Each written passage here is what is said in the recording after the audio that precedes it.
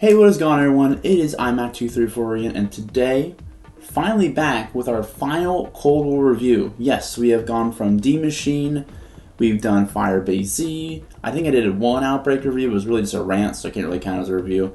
Done Malware or Toted, and now onto Forsaken. So I'm not really gonna go through on what I liked and don't like. I'm not gonna split up like that in this video. I'm just going to straight shoot it. I have some notes right here, things I want to talk about.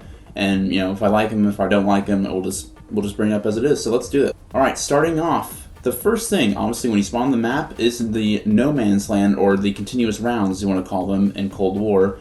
And to be honest, I'm a little bit torn on this one. I think it's a really cool idea to speed up the map as soon as possible. As soon as you spawn in, zombies keep coming. Even though the rounds are changing, you're still shooting zombies. I think it's a really good idea. But I think it kind of kills the progression of a map. Like when you go through a map, when you slowly progress through it, you get points, go to another area, sit there, go to another area, go there, and you just keep going, and progressively get points. But I feel like with the No Man's Land, and this was what kind of played BO1 and BO3 a bit, or more BO3 with its No Man's Land because of Gobblegums and the Arcade 5 and whatnot, is that it feels like kind of kills the progression of the map.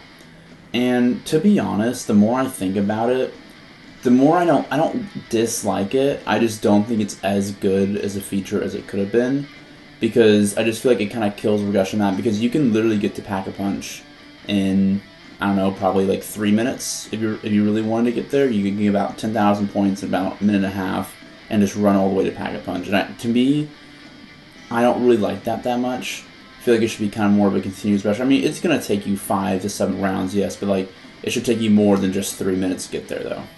And a quick other thing I wanted to point on is actually power in the map. And you think about, wait, what do you mean by power? There is no power. And that's the point. I think another kind of killer in progression is that there's no real power switch. I mean, when you go up to Pack-a-Punch, yes, you stop the lockdown, you de-lock down the whole place, I guess you want to say that. But when you spawn into the map, depth perception's on, and when you go through the first portal, Juggernog is right there, then you got Salmon up on the left, you got QR on the right, and to be honest, I don't really like that. I was okay with D Machine when they had 3 perk machines on. What was it? Stam, QR, and Jub, but the rest were all on the power of the actual facility, which I thought I was okay with, in my opinion. But I don't know, for this map, it just feels like that since there's no power, you can just, as I said, with the No Man's Land, with a combination of that, you can just get a lot of points quickly, and then you can have Jug in like a minute and a half or 2 minutes if you really wanted to. And to me, I don't really like that much. I feel like you should be able to have to turn on a power switch or do some sort of challenge, or I guess it's an objective to get the power on, I guess. So I feel like you should just be able to do that before getting Jug and getting QR and whatnot. All right, let's now talk about the arcade machine. The arcade machine, really good idea. I think in Infinity War, was it Zombies in Spaceland? Excuse me. The arcade machine was awesome. I loved the basketball, the little foosball tables, and I forgot. There's like 4 or 5. There's like 4 or 5 machines you primarily use in that, and they were all really good. And I think, in this sense, they're not bad, but I just feel like they're not as fun to play over and over and over again. With Zombies in Spaceland, I could play basketball a lot. I thought the basketball was really cool, and I can keep going back to that. But I don't really want to go back to, oh my god, the 7th or 8th iteration of Notch in the World at War arcade machine, and I really don't want to do an Outbreak side Easter egg objective with the Rise and Drop one.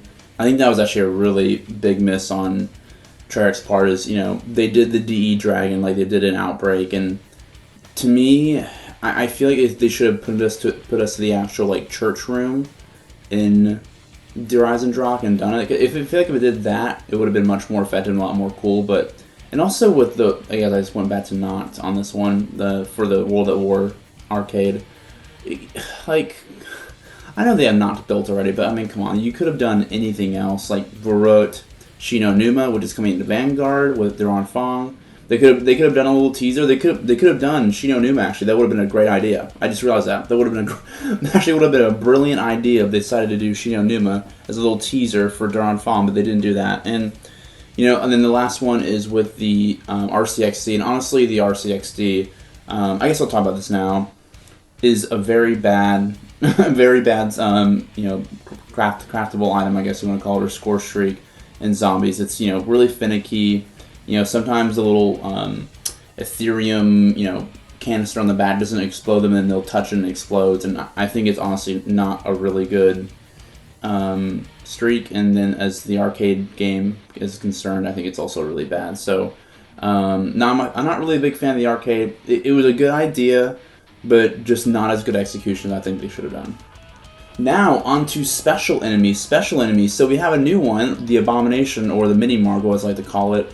And I actually do like how the Margwa is in this game. I like Shadows of Evils and Revelations iteration of Margwa, but this one also kind of makes sense for Cold War, though, how you can continually do damage to it, but you won't do as much damage if it doesn't have a head open, or if you're actually shooting where the head used to be. So if you shoot a head off, and you shoot where like all the blood is, where a previous head is, you actually do more damage than, like, let's say to the back of it or something. So I actually think it really fits the game well, and I think the Abomination is cool. He's got a couple of attacks he can do, and he has a charge attack, he has the electric attack, and I think he actually is a pretty good boss for the map. So good job on that, Treyarch. Really solid in my opinion. Can't complain about that. But I don't like Plague Hounds. God, I hate Plague Hounds so much. They are the absolute worst ever. I just hate Plague Hounds so much. And Tempests are the worst. Those things are back as well. They weren't in Malware, but they weren't as annoying because you controlled how they spawned in for the most part with the lures basically. So you knew they were coming, so they weren't as annoying. But from this one, it's just like, just more Tempests, and I just hate Tempests. I hate Tempests. I hate Plague Hounds. They're my least favorite. And Tormentors and Disciples and all those guys. I mean, there's in with Manglers as well. I just feel like that they kind of ran out of ideas for a secondary mini boss. And I was willing to let it slide for Mauer having the Mangler in there, but I can't let it in this map. I don't think the Mangler fits this map at all, to be honest. I don't know why it's in there. For Mauer, it was okay. I was going to let it pass. And then for Fire Braces, I actually thought it fit really well.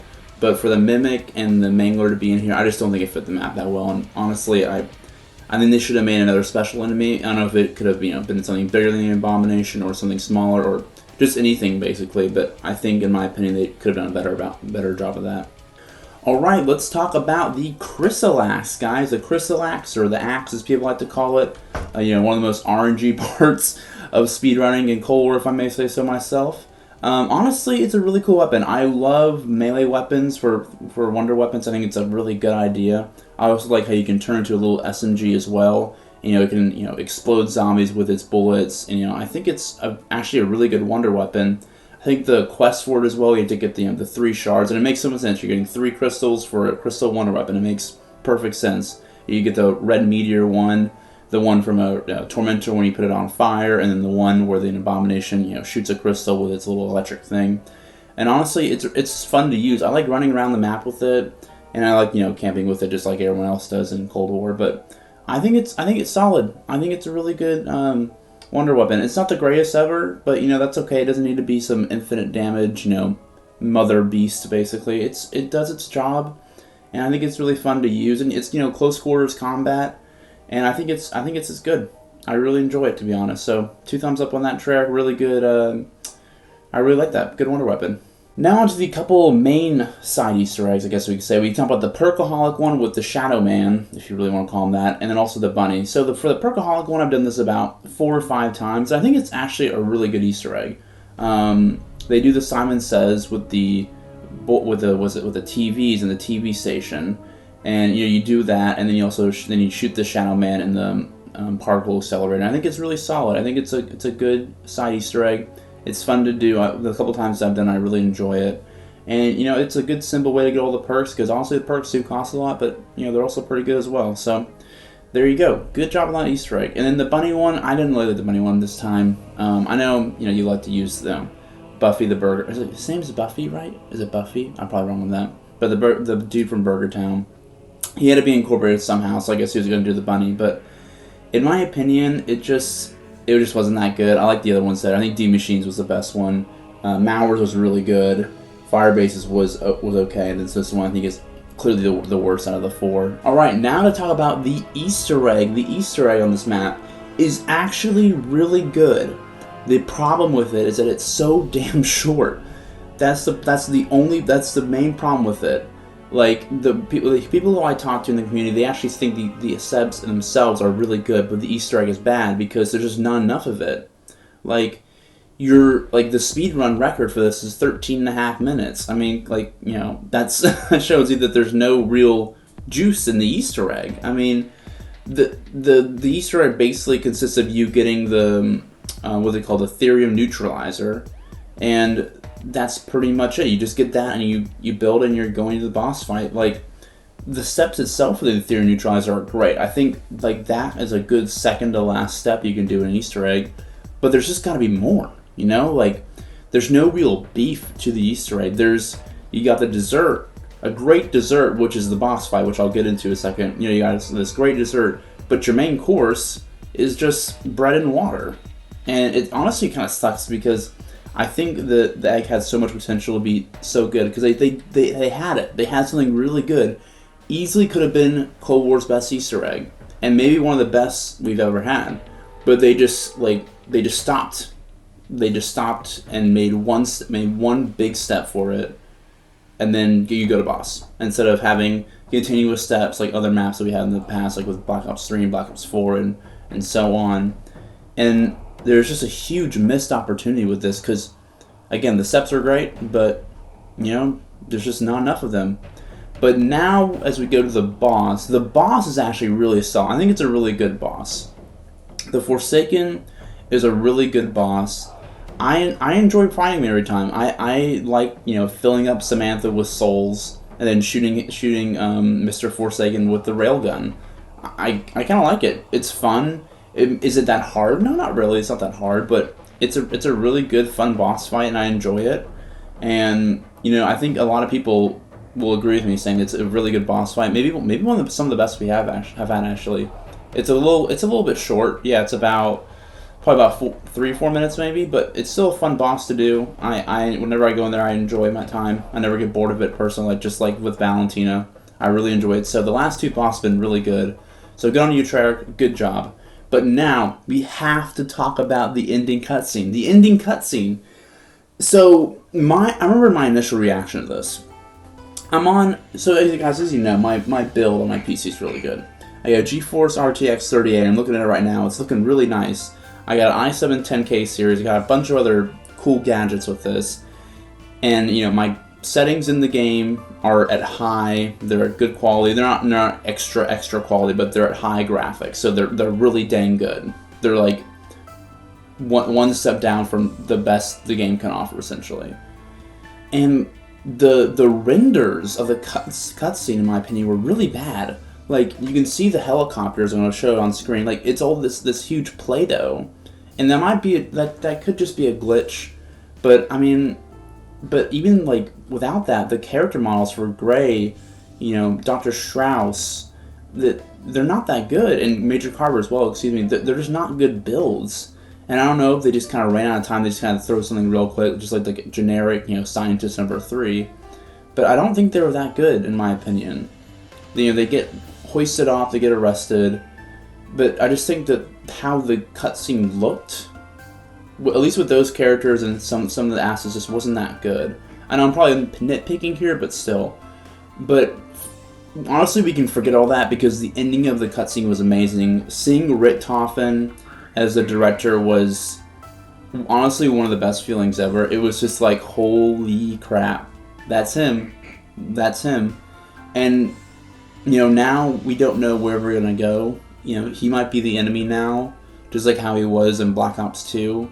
And I honestly, for the story aspect, when it comes to COD 2023, I'm actually really high on it because I think how that story's going to go is going to be insane. I think it's going to be a great story. I'm very confident that they've given themselves such a great base for a story to start the game. They can easily ride that for a great game in 2023. Well, guys, that's going to do it for this review. I know it was a bit shorter than the Mauer one, which was like 39 minutes long. I'll probably ramble a bit longer on that one, but I just had such a fun time making it because I really love the map. But this map is it just wasn't there for me. Honestly, I'm I didn't really have a huge honeymoon phase of this map that I did with Mao or any of the other maps. And, you know, it's not a bad map by any means. It's just short and condensed, and I think it just could have had a bit more in it, and it would have been really good, but unfortunately Treyarch just didn't do that, and I think the locale for it in the end wasn't really the good locale either. I don't think that the red light, green light mission, whatever the place is called, I forgot what it was called, isn't good, to be honest. So I'm gonna give this map, man, I'm probably gonna give this map a 6.5 out of 10. Really, really good stuff in it, but just way too short. Just way too short for me. And I guess I can do my final ranking of maps. So I guess I'm not gonna count Outbreak because that would be last anyways, but it's not really an actual map though, to be honest. So for me, it's gonna be Mauer.